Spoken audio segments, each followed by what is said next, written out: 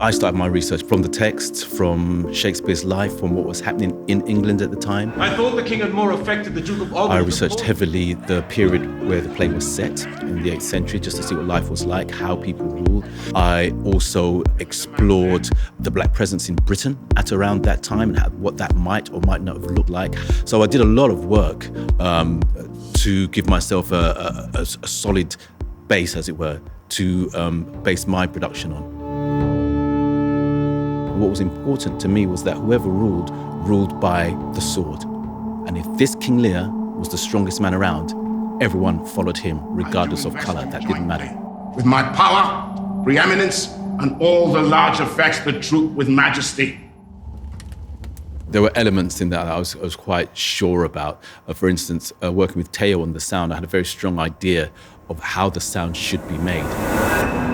It's an elemental sound. It's not musical in the way that we understand it. You think of sounds like wind, the breath. I've taken too little care of this. A heartbeat, the sound of fire. We played sounds backwards, just so it had an unnaturalistic feel. And we talked about this at length over months. We talked about how bodies are different, how we stand, how we walk. It was interesting in rehearsals. One of the first things that Coral made all our actors do was take all their trainers off.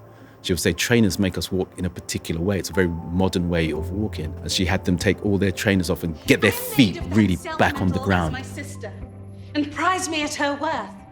In my true heart. That was important to her, that they literally had feet on the ground. I've worked with Joe Town on several productions. We've worked quite a bit together and we have very good shorthand. And we talked about essentially moonlight and sunlight and flames and how we utilize that to give life to this elemental world.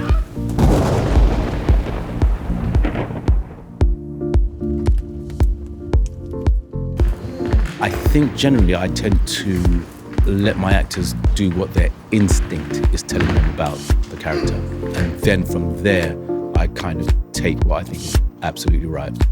So for me, it's a process of distilling whatever emotion or need that character has at any particular moment. Well, yeah. I think the thing about Shakespeare is that his stories are so universal. So we have a situation in Lear where there are two sisters in love with the same man. Do you not love my sister?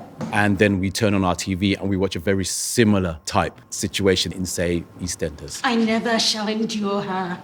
And we go, wow, that's the same story. And I think that's because of the universality of Shakespeare, because he kind of hits on things that, even to this day, 400 years later, it's still resonant, it's still dramatic. We're still telling those stories. And I think that's probably the sheer mastery of the man himself.